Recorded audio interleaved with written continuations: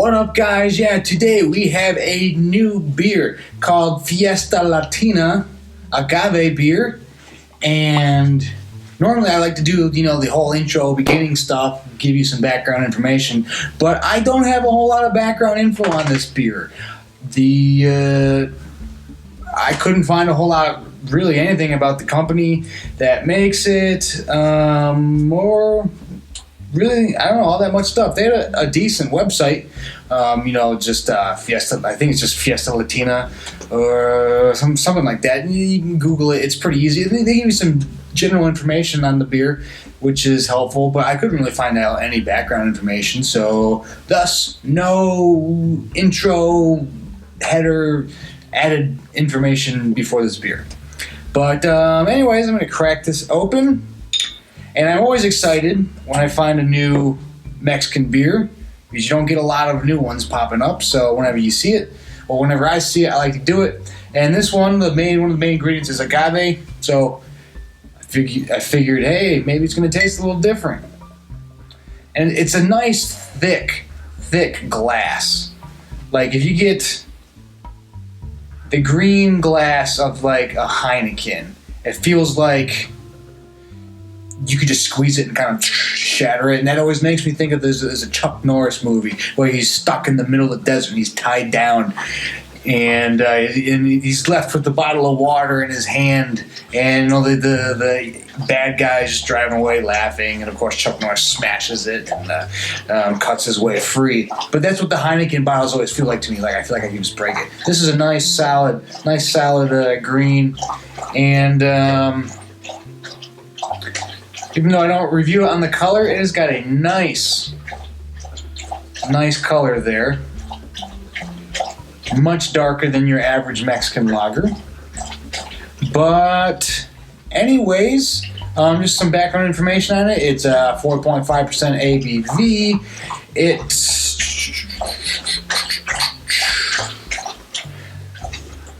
I believe when I looked up online, it was made in like the Guadalajara area of Mexico. I'm pretty sure, unless whatever I read was BSing that. But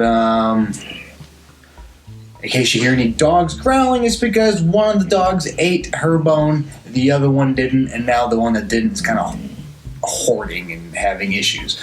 So, and she's old and grumpy. You know how old grumpy dogs get. Anyways, let's get in the review and let's get into the smell. Oh, that is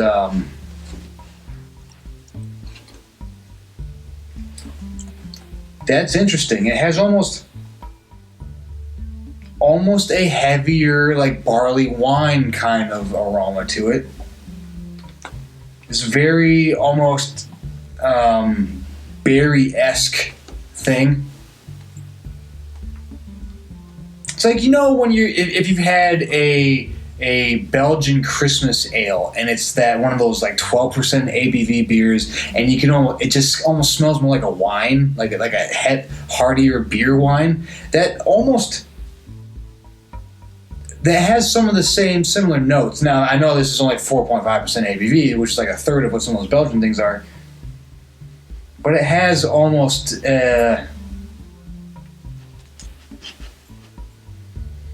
I'm trying to think of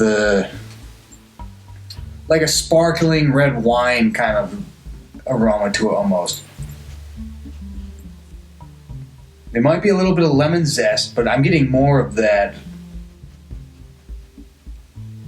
sparkling red, little earthy. Even the head on the beer is kind of, it's not just like straight white. It's almost a creamy brownness to it. But I am very interested. I'm kind of pumped to try this out. So I'm going to recommend it on the aroma. It is definitely different from your standard Mexican import. So I like it already.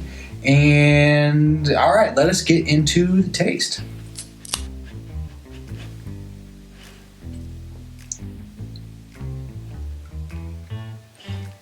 That is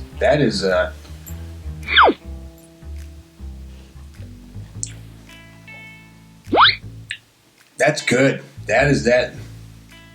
Yeah, that is good. I mean, it's an agave beer, But it doesn't have, if you're expecting like that, almost like a tequila-y kind of thing, don't. I know, I haven't seen it in a while, but there was a clear glass bottle, and it had like a sugar skull painted on or it was on the front, and they said it was, I don't know if it was aged in tequila bottles or there was tequila agave stuff, whatever, used. Nothing, not even remotely similar to that. It does not have, it doesn't taste like that at all. This is very, very interesting. It actually has some of that almost Belgian Christmas ale heavier taste to it. It's like if you, basically, if you, I mean, you went from that 11% ABV Belgian Christmas ale and you went down to this 4.5, and so you're going to get rid of a lot of that heavier alcohol, almost like menthol kind of taste to it that some of those things have, and you scrap that. This is what you got. It's very, very interesting. It's totally different. It still has a bit of that almost sparkling red, like wine or like the sparkling just grape juice you'd have as a kid before the holidays. It has a bit of that taste to it.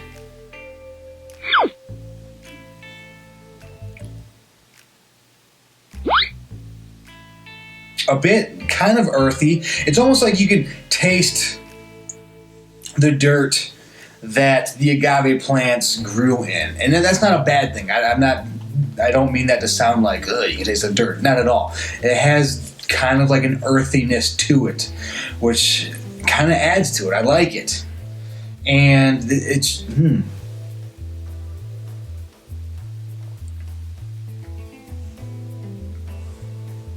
yeah, man. This is the agave must really add some interesting flavors to it, because when I was looking up online, the ingredients list was very, very basic. It was kind of just water, agave, hops, and yeast. That was it. No, there was nothing like fancy. I mean, I'm assuming that's all the ingredients. I don't think they were adding, dashes of this and sprinklings of that. But the website said it takes about 30 days for one batch to be made.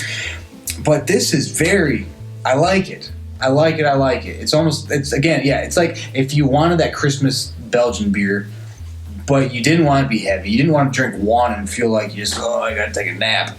This is good. I like this.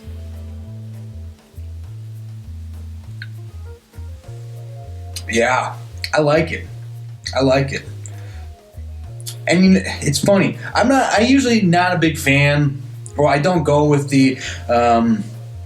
I generally don't pop a lot of limes in the beers. I feel like if you need to pop a lime in it, just go with a different beer.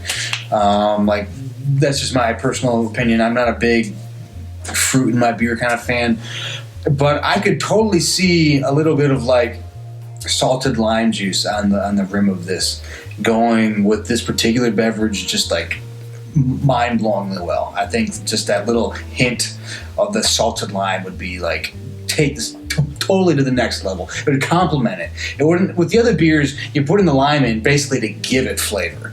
With this, it would complement it and just like add it to. It's almost like a fried fish taco. It's so good. It's like the good ones are crispy, they're perfect, and that little squeeze of lime just kind of pops it to the next level. That's almost, I feel like, what this would be. Just take it to the next level.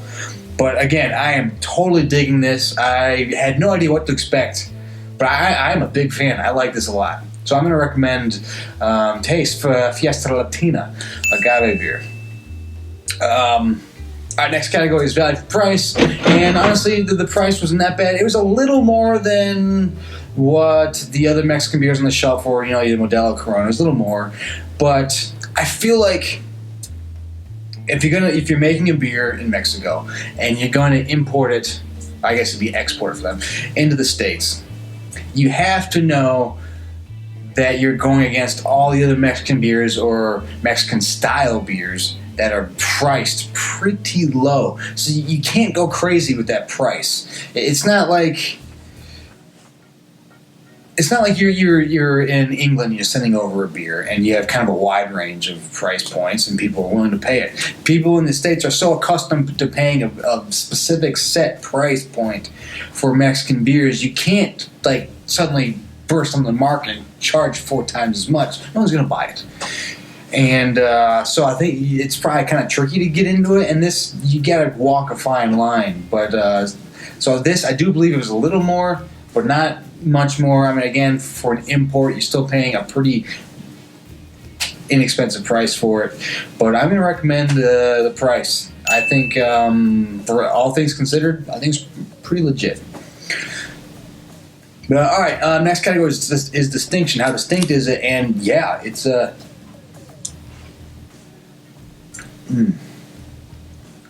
you're not gonna. I mean, how many agave? Let's be perfectly honest. How many agave beers have you had before?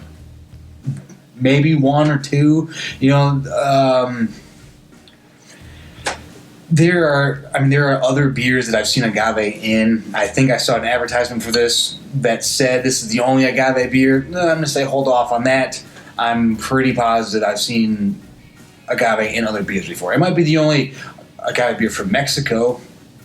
Question mark, but I know I've seen other beers with agave in it, especially micro or local places in Tucson. There's all sorts of places that throwing stuff in to kind of stand out. But even with that in mind, you're not drinking a lot of agave stuff. I mean, you're not in Maine growing agave plants, putting it into beers. That's not happening. You're not having like cloudy IPAs with agave in it. That's not. Maybe you are, but I doubt it. So this is very different from the average beer you have.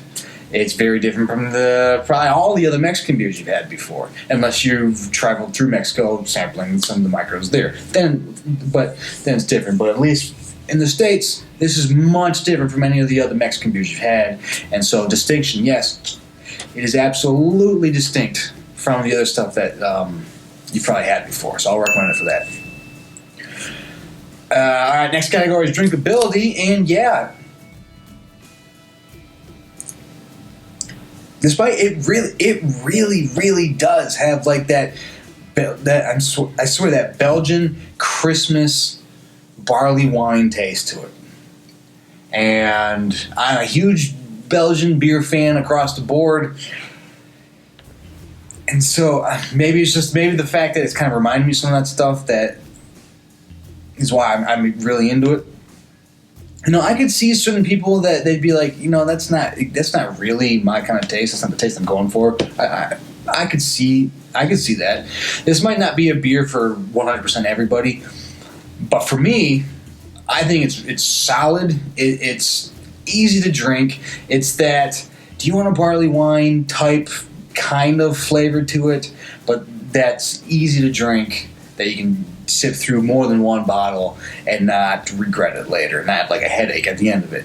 Absolutely. So I'm absolutely going to recommend it on drinkability.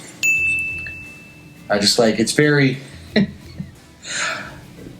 the labeling on this beer kind of cracks me up. They obviously they're obviously going at the American market and some of the hang-ups some people have on beer. Like one side, gluten-free.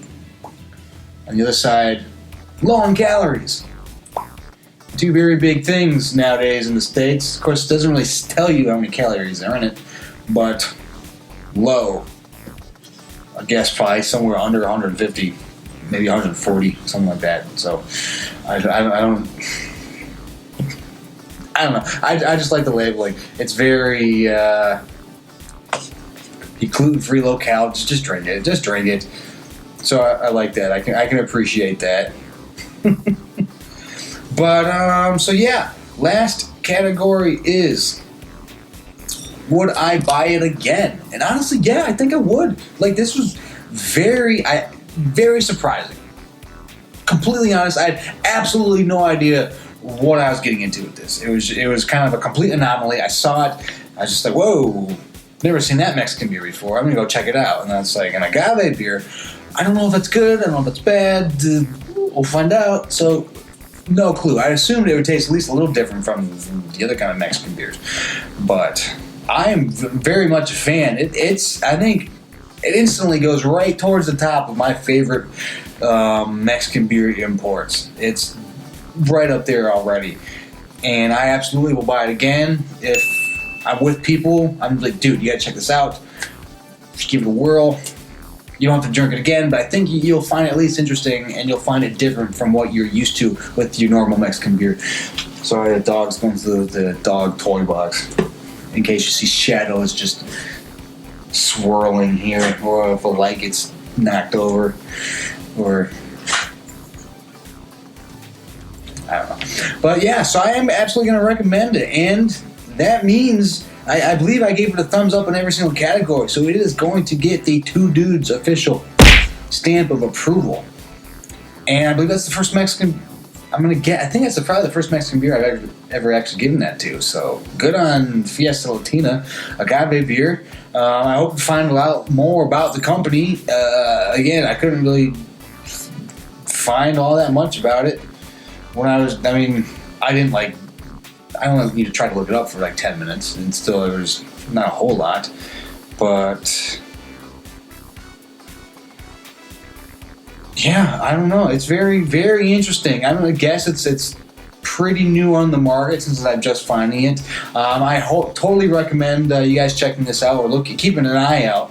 I don't know how far inland it's expanded into. It doesn't say what company imports it, so that doesn't really help. So I can't really tell you that.